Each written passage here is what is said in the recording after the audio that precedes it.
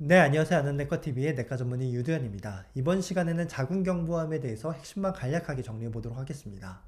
일단은 자궁경부라는 구조는 무엇일까요? 여기 보시면 자궁의 아래쪽에 위치한 튜브 형태의 좁은 부분을 가리키는데요. 이 자궁과 질의 경계 부분을 바로 자궁경부라고 부르고 있습니다.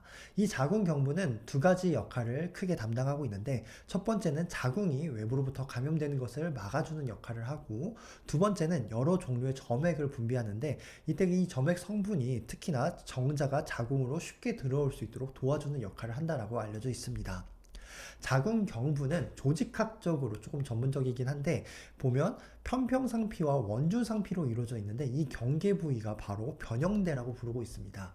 제가 지난 시간에 자궁경부암과 HPV의 연관성에 대해서 말씀드렸는데, 자궁경부암의 약 70%가 HPV 16번, 18번에 의해서 발생할 정도로 자궁경부암과 HPV 감염은 매우 밀접한 연관성을 가지고 있습니다.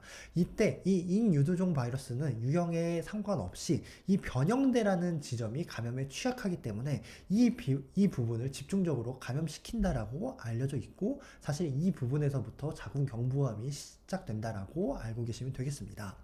전 세계의 여성 암 중에서 네 번째로 흔하고, 특히나 15세에서 44세 사이에서는 두 번째로 흔하다라고 알려져 있습니다. 국내에서는 매년 약 3,000명의 자궁경부암 환자가 발생한다라고 알려져 있고, 유병률은 10만 명당 22명이 발생한다라고 알려져 있으면서 평균 연령은 50세이면서, 20대에서는 그럼에도 불구하고 자궁경부암 선별검사를 받는 비율은 20%밖에 안 되고, 백신 접종률은 60%라고 알려져 있습니다. 자궁경부암이 발생하는 기전을 살펴보면 어느 날 갑자기 딱 암세포로 변하는 것이 아니라 오랜 기간 서서히 암으로 진행하는 경과를 밟고 있습니다. 특히나 정상세포가 암의 전 단계인 자궁경부의 상핀의 신생물이 되었다가 암세포까지 진행하는 이 기간은 약 10년에서 30년까지 소요된다라고 알려져 있어서, 그 이전에 선별검사를 통해서 조기에 발견하는 것이 무엇보다 중요하다라고 볼 수 있겠죠.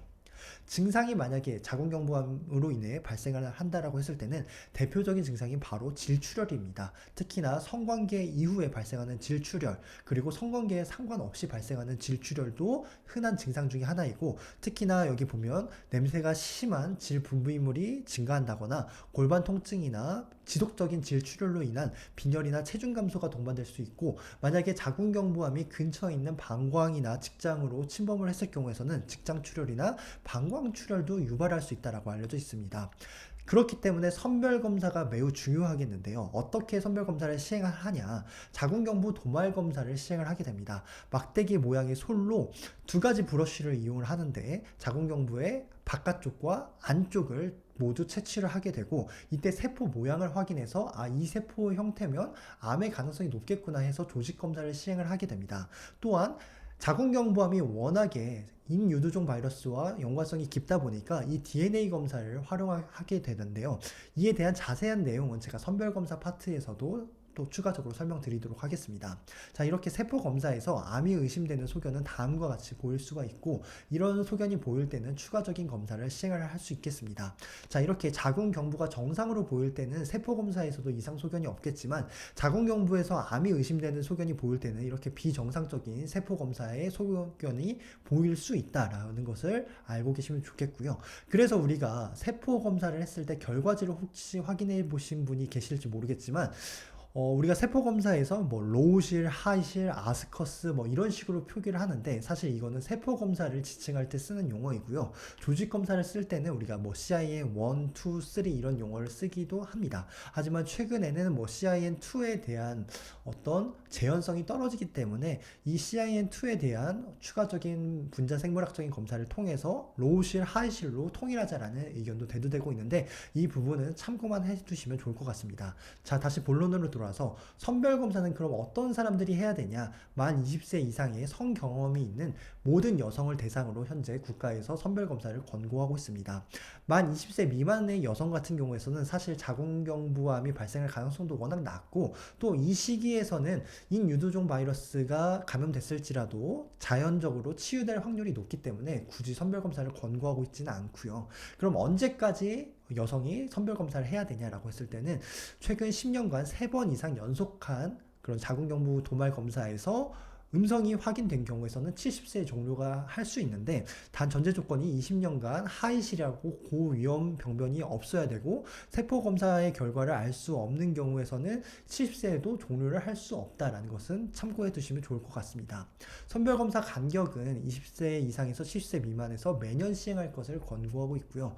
진단은 아까도 말씀드렸지만 조직검사로 진단을 내려야 되고, 그래서 만약에 치료는 어떻게 하냐, 수술, 항암치료, 방사선 치료를 선택적으로 시행을 하게 되는데 해당 부분은 산부인과적인 전문적인 내용이어서 산부인과 진료를 추천드리겠습니다.